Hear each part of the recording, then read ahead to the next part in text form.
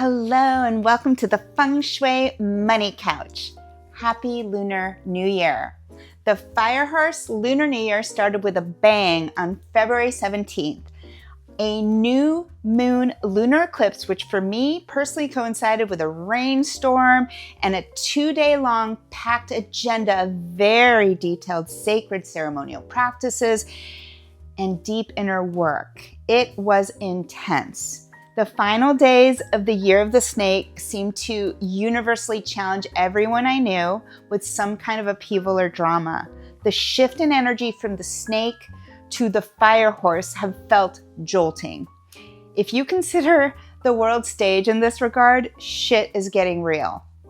The final weeks of the snake year found me preparing for my Valentine's Day event to both create and promote my pilot Welcome to Love with Feng Shui program. A labor of love with an emphasis on labor.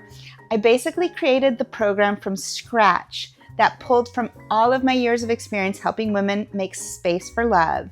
The Feng Shui wisdom I included in the presentation is a consolidation of the most impactful and effective tools that have served to create breakthroughs for myself and my clients. I pulled from all the various Feng Shui schools that I have trained in to create a unique program you're not going to find anywhere else. If you've been listening to the pod for a while, you've probably heard me talk about it.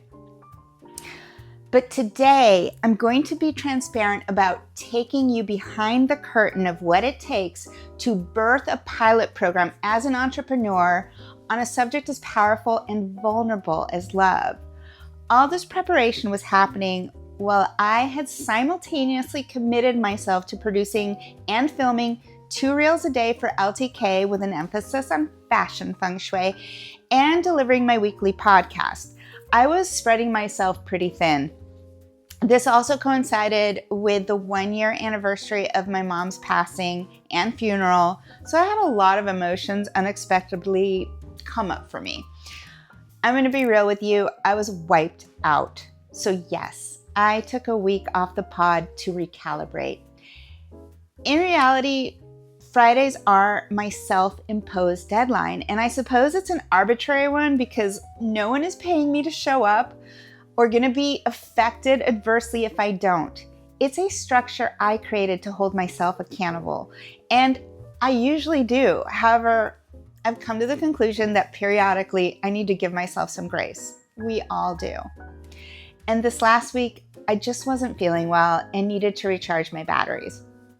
I need to occasionally take a digital vacation, but I promise I will always come back bearing gifts. Maybe you too have been feeling overwhelmed and pulled in many directions or stretched thin. The energies in astrology right now are no joke. We are now officially in the year of the horse, the fire horse, and it's going to ask a lot from us energetically. My advice is to commit to a self-care routine that will support the level of energetic output you are immersed in. Meditation, exercise, rest, journaling, and therapy, for example, are all expressions of self-care. Even just a couple of these habits can help us navigate life's challenges. The Fire Horse year is a marathon, and if you don't pace yourself, you could burn out before the race is over, or it's even begun. It's a 1 year, as numerologist Gail Minogue spoke about when I interviewed her back in December.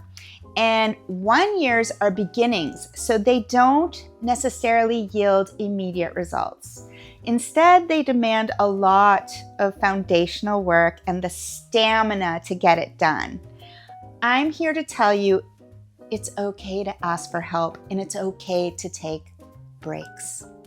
For my part, I called in for some backup from my super lovely tech meets woo lady Ashley, who recently started helping me with the back end of my website and business portal. She's an absolute angel. I called her in to help me upload the newly recorded live presentation of the Welcome to Love program to my Kajabi portal and also help me build out the sales page for it and an email sequence to support the program. If I try to do this by myself, it takes hours and a lot of ChatGPT prompts to accomplish. Also, no guarantee that I would do it correctly. This kind of tech is not my jam. Ashley can set this up for me in like 5 minutes while standing on her head, so I love her. While I was working with Ashley, I was explaining to her that at the beginning of my live Zoom presentation on Valentine's Day, no one showed up until I was about a third of the way through. Okay? And not only was this humbling, it forced me to have to repeat the beginning and mess up the whole flow and order of the recorded presentation. So after that, I had to spend hours meticulously editing the recording to get the sequence correct. As I was explaining this to Ashley, I burst into tears. All the emotions I had been holding in just sort of came up to the surface, and Ashley was so sweet. She does energy work, human design, breath work, etc. So she knows how to hold space for people. And she also supports a lot of spiritual entrepreneurs and is one herself. So she let me cry. Then she shared how she too had broken down earlier that same morning with her own stressors. It is eclipse season and everyone is going through something. She shared with me how common my experience was among creators and that it was okay to re-record if I wanted, especially when launching a new program and building a new audience. There's some trial and error. She also suggested that Valentine's Day might not have been, an ideal day to host a live. People are busy or distracted that day. And yes, I told her, but even my friends didn't show up for one reason or another. And this is the biggest thing, my biggest takeaway that she told me. It doesn't matter who makes the live. It's all about the replay. That's what Ashley said. And I was like, oh, okay. She said that people pay for the option to watch it live or at their leisure. Plus, you're going to sell the recording on the portal for immediate download. So she helped me understand that the people who will actually value and pay for my expertise will gravitate to my work as I put myself out there more and more. I just have to keep showing up and letting you know where you can find me and how I can help. Listen, I really poured my heart and soul into this program, and I know I have something special here that can really help women, especially women who have struggled to find love for years and years, but really anyone who's out there in this current digital dating climate. I was out there very recently and for a really long time. And I'm not here giving you doom and gloom advice, even though I hear a lot of it, about how bad it is, or insisting that either gender is the problem. That's not my point of view. My approach focuses on energy, action, and timing. I'm offering a unique approach through the lens of feng shui with actionable solutions to make space for love.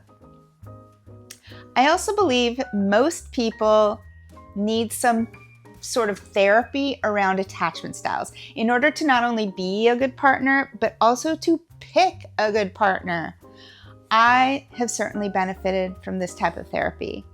The more tools we have in our arsenal, the better. Feng Shui is my favorite tool, but it's not my only tool. So talking to Ashley really helped me put things in perspective. We all need support in some area of our lives and businesses.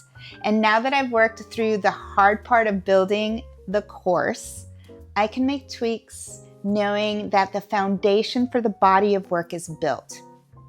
I get to introduce Welcome the Love to a new community and present it locally at Awakenings in Laguna Niguel very soon. So I'm excited about that.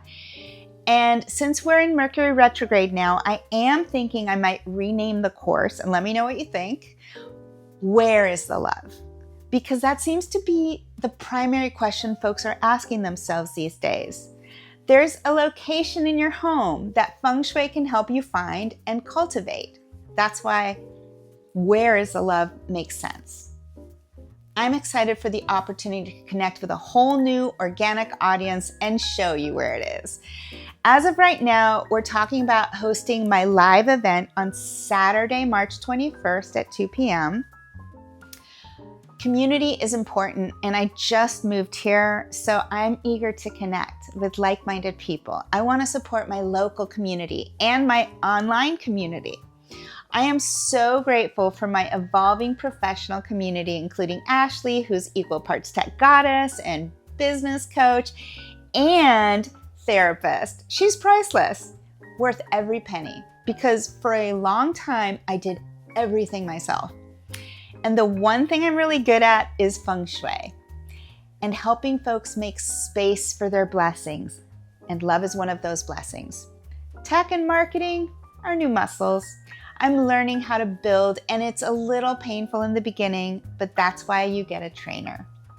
This year, I'm working with people like Ashley and my feng shui business mentor, Christina. So I know I'm no longer doing this alone. I'm also here to serve, and that's the energy behind my love program.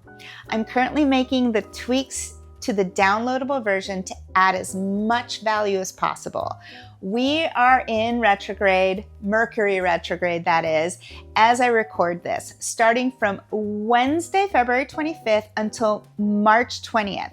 So it's an ideal time to rework, reimagine, rethink, and edit things.